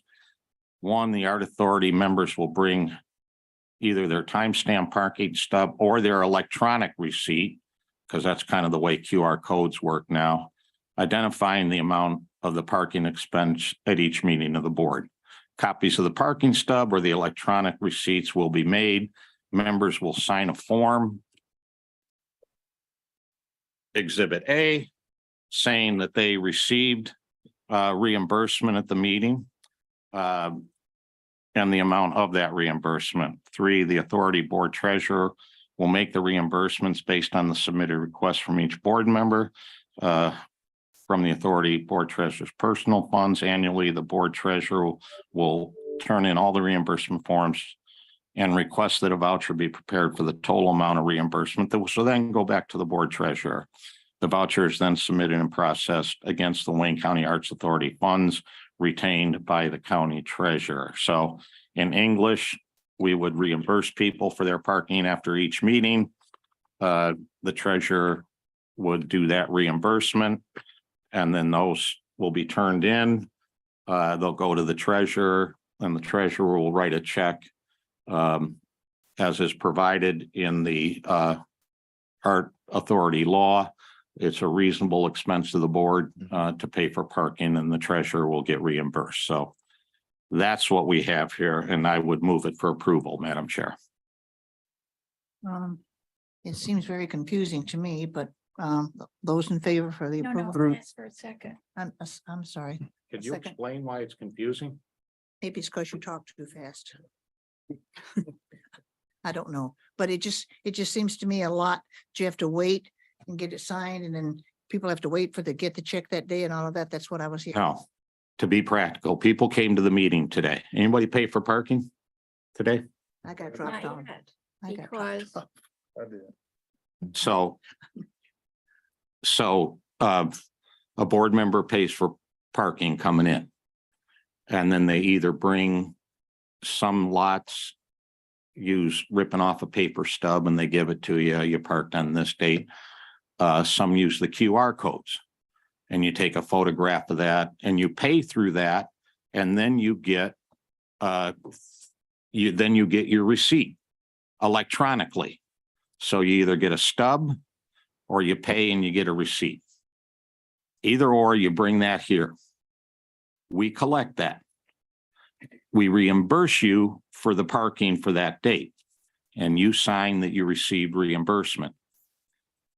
Then we turn these forms from each meeting into the treasurer, into the county, the county treasurer, who will reimburse the Art Authority for that expense. Well, the reason I said that is because there's so many people here, and if you line up to have everybody sign it that day, then they're gonna be here another 10 or 15 minutes. Oh, And all we've talked about for 10 years is to get reimbursement, and this is the way to get it. So, I and it's not every board member. It's going to be 4 or 5. I'm already here. I have county parking that every one of you, if you live in the county, pays for. And we all live in the county.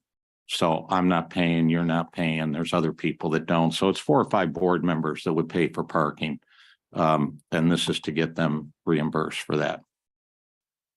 So, Madam Chair, yes, as an alternative, because I did look at Vice Chair Colleen's proposal, and I spoke with Tim Johnson as well, the Chief of Staff of Commission, and I'm wondering, can we do an alternative where if there are 9 people on the board and parking across the street is $25, we do 4 meetings a year, so that's $100 per member times 9 members, that's $900.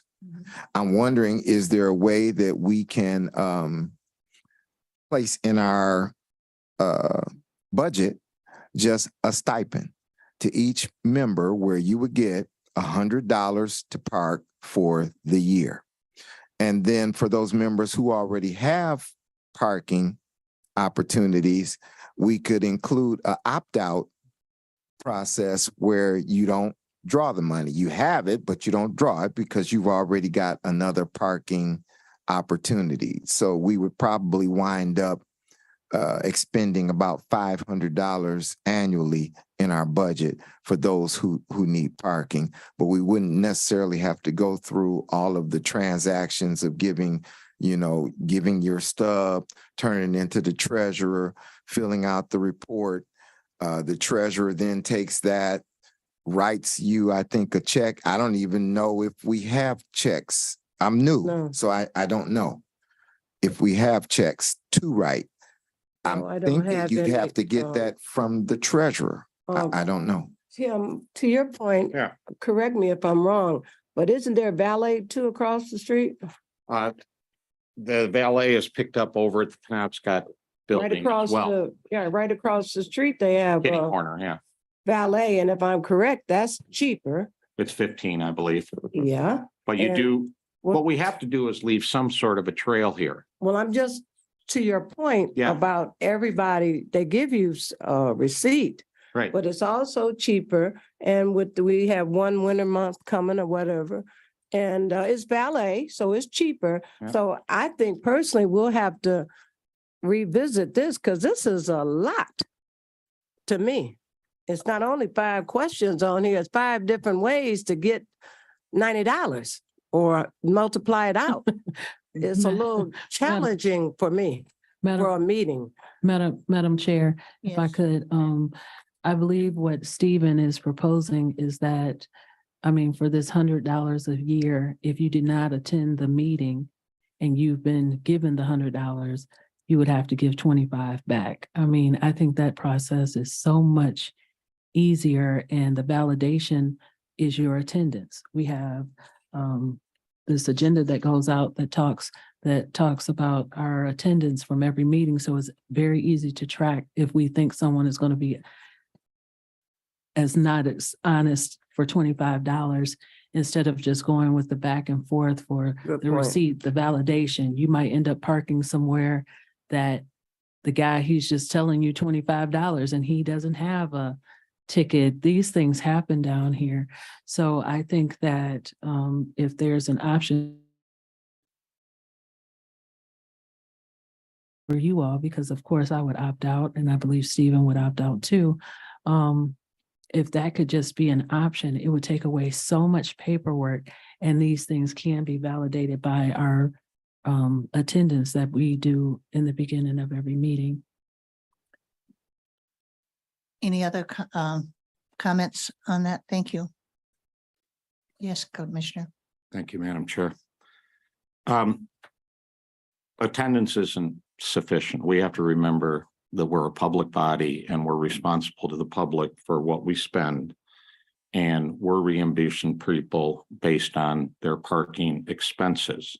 So to say, we're just going to give you $100 at the beginning of the year, you still have to produce receipts because that is what the auditors will be looking for. We're not going to say to the auditors, well, yeah, we gave them $100, but 2 of the meetings they didn't attend. So somehow we got to get $50 back from them. I'm just not seeing it. So if I may, one more time, Madam Chair, people come down and park. Some people do for free. Some people pay in a parking lot to come to these meetings. If you pay in a parking lot, you're either going to have an electronic record through some sort of a scanned QR code, or you're going to have a stub. You bring them to the meeting. We record that.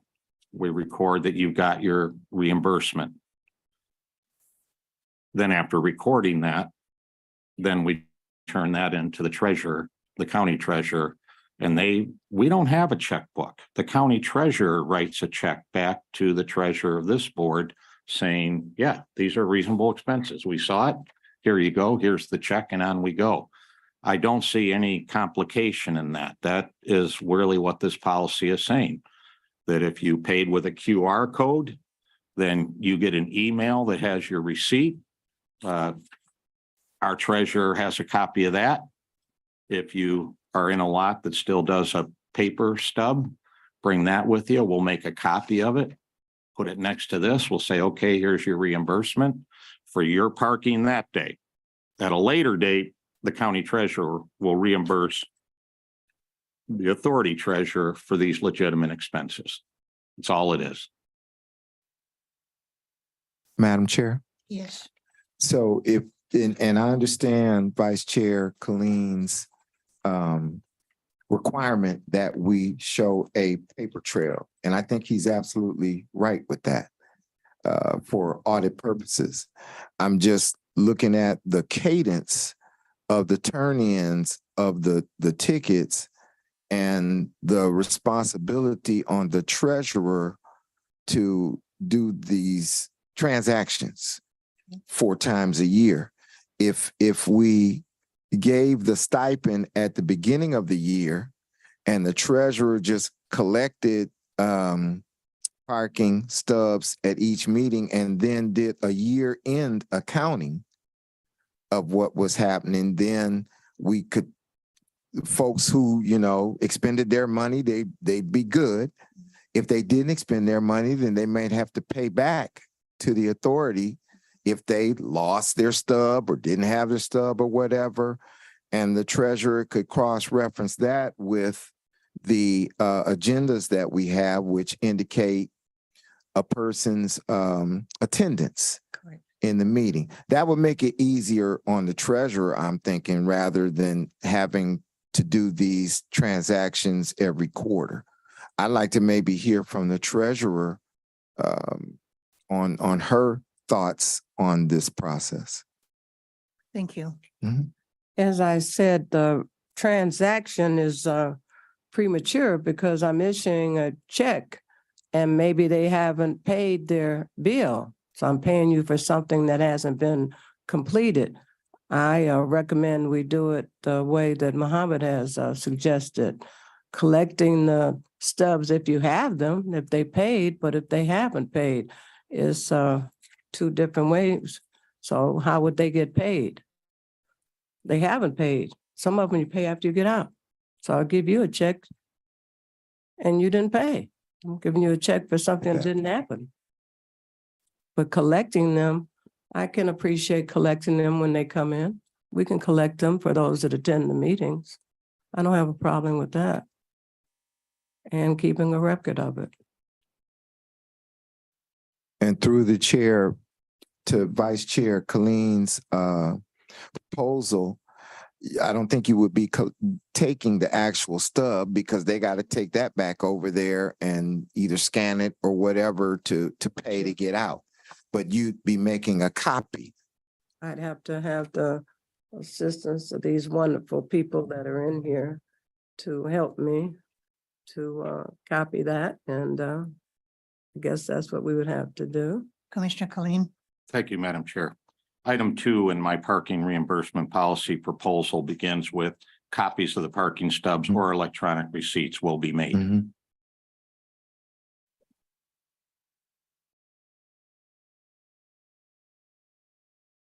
So, So through the chair, yes, I agree with what Member Colleen is proposing. What I'd like to offer as a friendly amendment is just to say, let's do the stipend at the beginning of the year.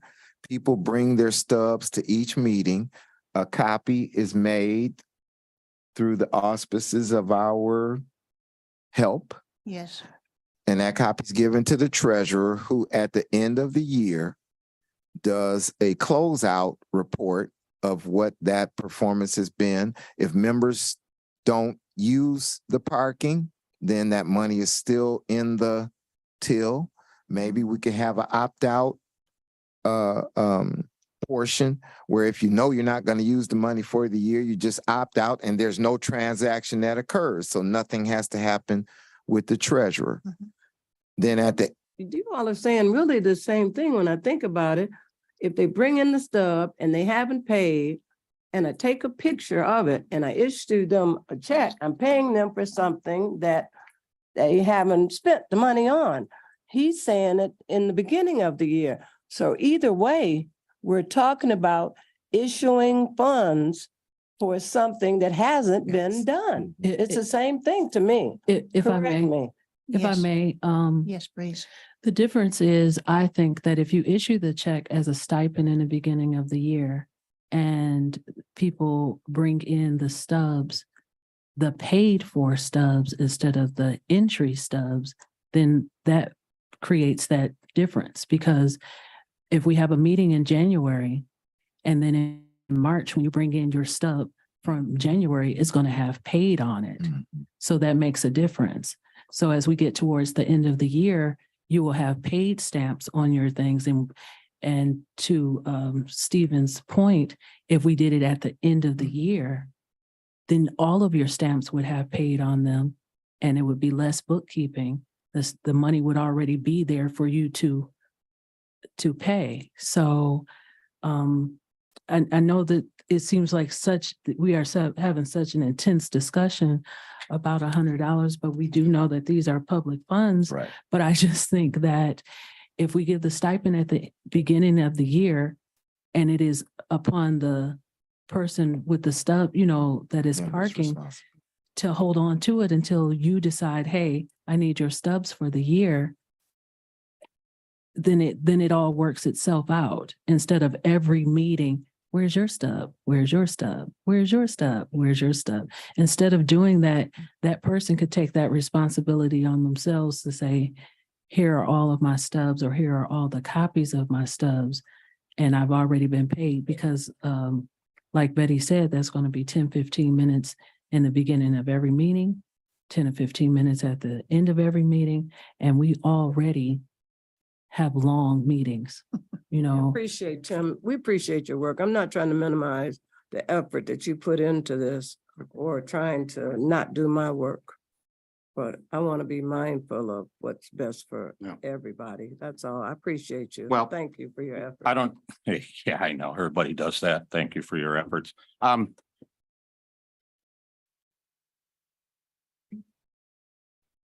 I've been treasurer on a lot of organizations. What is being suggested on the fly here is infinitely more complicated, and the treasurer would hate that, would hate us for it. I am willing to withdraw my motion and wait for a different proposal to hit the table if this is not acceptable to the board. So I withdraw my proposal, Madam Chair. will we have to call a special meeting about parking, or can this be a phone call? I'm just asking. All those in favor of a phone call or, let's break it down. Would you make the motion and see? If I could, to make a motion to result, I'm sorry. Did somebody say something? I don't know what that was, but if we could make a motion to resolve the parking issue after Stephen Grady Muhammad has done all of the legwork to present a different proposal, if we could make a phone call to talk about how to proceed with this minute issue, that would be appreciated, but I do motion to let this end in a phone call if we could. That's the motions on the table. Yes, Commissioner. Madam Chair, that would have to be a public Zoom meeting. We are a public board. Well, Zoom We cannot meeting, make decisions on phone calls just among ourselves. a Zoom meeting is an option also. Oh, well, Was that a motion? That was a motion. Okay, I second the motion. so it's been moved in second that we have a Zoom call to resolve the issue of parking. Absolutely. Discussion.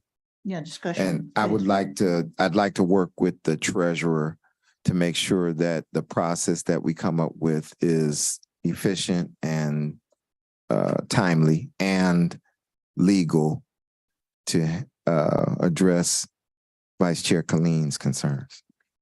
All those in favor of that motion? One Yes, moment, Madam Chair. If I may, certainly.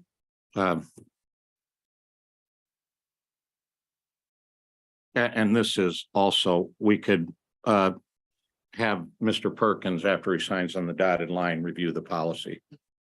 Great idea. I am advised by Commission Counsel, who is zooming in on this, that we cannot do a Zoom meeting. We, under the Open Meetings Act, and I forgot about this, that the changes in the Open Meetings Act since the end of, well, the Open Meetings Act during the COVID emergency in the state of Michigan, the option was allowed that public bodies could do Zoom meetings. Now that that's no longer in existence, then public bodies like ourselves have to meet in person. Well, it looks Thank like you, we'll be counsel. having a special meeting then. Through the chair. Yes. I do like Vice Chair Colleen's suggestion that our legal advisor goes over the proposal and provides, of course, his perspective on it. And then maybe we could take this up even at our final meeting for the year, rather than a special meeting. I think that would give us enough time. All those in favor of that? Aye. Any opposition to that? Motion carried.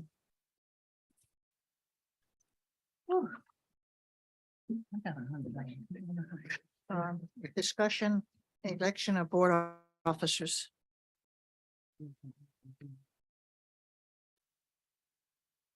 Madam Chair, Yes, please. I move that the existing officers be reelected to another one-year term. Is there a second? I second it. Been moved in second. All those in favor? Aye. Any opposed? Motion carried. Discussion of a board retreat.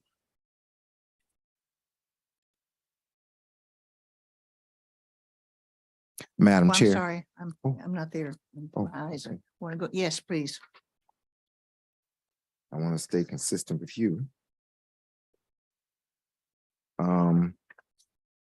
Madam Chair, we do have a proposed agenda for the training portion of the retreat, but say if Member Colleen has some other components that he would like in the retreat, we need to put that with the training portion of the retreat to come up with a full agenda or run a show.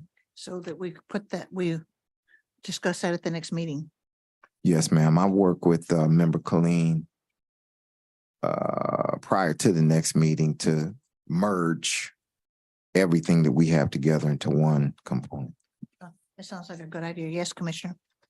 Madam Chair, I would like to see whatever that is. I'm unfamiliar with that. I know that when I made the proposal that we do a board retreat, that it would be kind of a two-part thing. And we already have agreement with Wayne County Corporation Council that one of their attorneys can come in and walk us through the art authority law that empowers art authority boards across the state. Just walk us through that law, what's in there.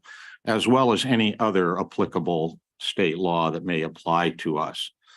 Then the second component was going to be to bring somebody to come in and walk us through the more traditional kind of a board training, roles and responsibilities, looking at our articles of incorporation, looking at our bylaws, what are our duties, how do we organize ourselves?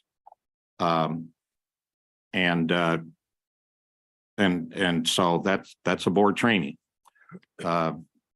I could see it right over here in Greektown. What's that hotel over there? They have conference rooms in the basement. And if we want lunch, they could bring that in. I think the only thing to be resolved is we have corporation counsel for kind of the legal training. And then the discussion of who would do the general board training. And I don't know if we've had Member Muhammad, whether you've had further discussions with the U of D Business School about doing that It was training. Wayne State. Yes. Huh? Wayne State. I'm sorry, Wayne State Business School. Have you had further discussions with them? Yes, I have, and I'll have a proposal to present to the body to review, but I kind of wanted to get our run of show together so that we know that we're asking for the right components. Okay. And then the other component of that, as you mentioned, a lunch or something like that. I think we do need to have some type of team building something or networking something so that we can come closer together as a group of people who sit on a board. All those in favor with that, or do we continue the discussion?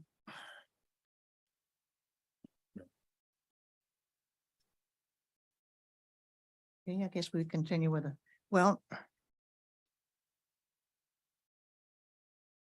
I am really want to have a, so, So Madam Chair, if I can make a motion? yes, I would like that. Yeah, Vice Chair Colleen and I will work together along with anyone else who would like to work on it to create a final plan at the next meeting for our board development retreat. Okay, that's a motion on the table. Anyone would approve that, second that? I'll second it. Been moved in second, all in favor? Aye. The opposition, motion carried. So the approving of a parking reimbursement policy, we already discussed that. So I don't know how we went from 7 to 6, but anyway, so such other matters. Madam Chair, Yes, in discussions with the DIA and preparing the agenda and everything, the DIA has an issue with our December 11th meeting date, that they're unable to make that. So we need to move that meeting date, or we could preserve it, but just not have the DIA there. Or we could go to another Monday, like November 4th or November 20th or December 4th or the 18th. So I think we need to, for public notification, we need to make a decision at this meeting, whether we're going to keep it on the 11th without the DIA or to move it to another date. I think we should have the DIA here. Yes.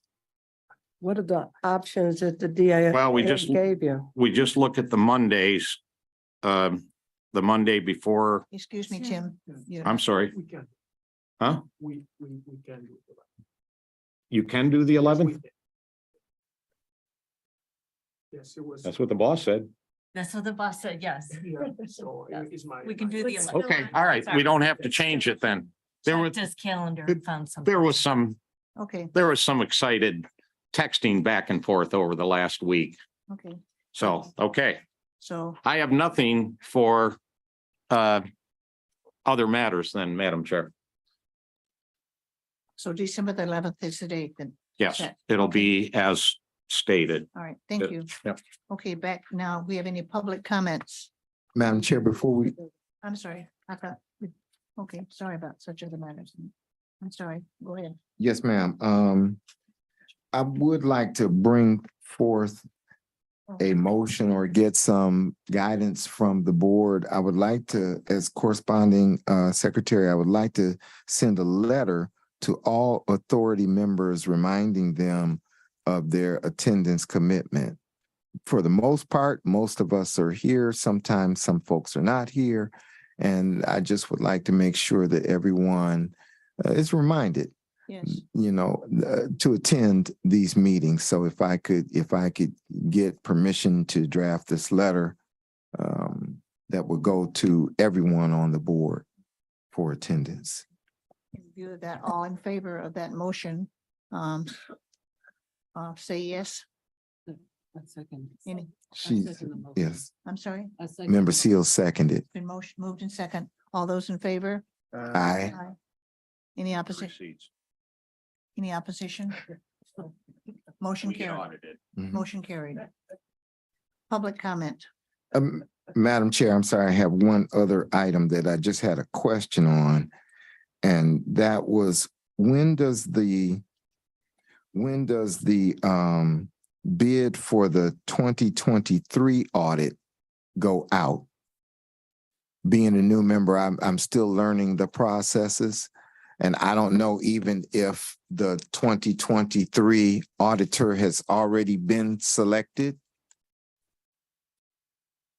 Maybe don't know Member either. Colleen, you can assist with that. I hope I'm not the only one on this board that can answer that. Anybody else? We depend upon you to answer everything. You do.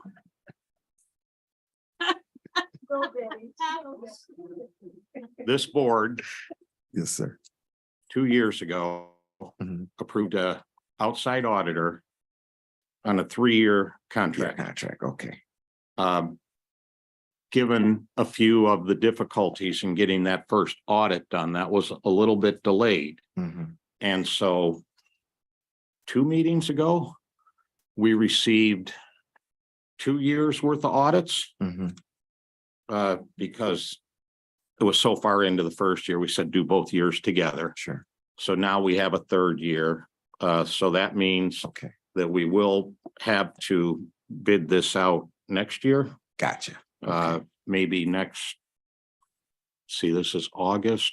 So probably at our March meeting or something of next year, we'll be looking at getting a bid out again. But no, we have a contract. Madam Chair, Yes, if yes. I could, just one more comment to the DIA. We do have a corresponding secretary, that is Stephen Grady. So all correspondence should be coming through Stephen Grady. I know that we've had some changes within our board, but the corresponding secretary has been the same for almost a year at this time.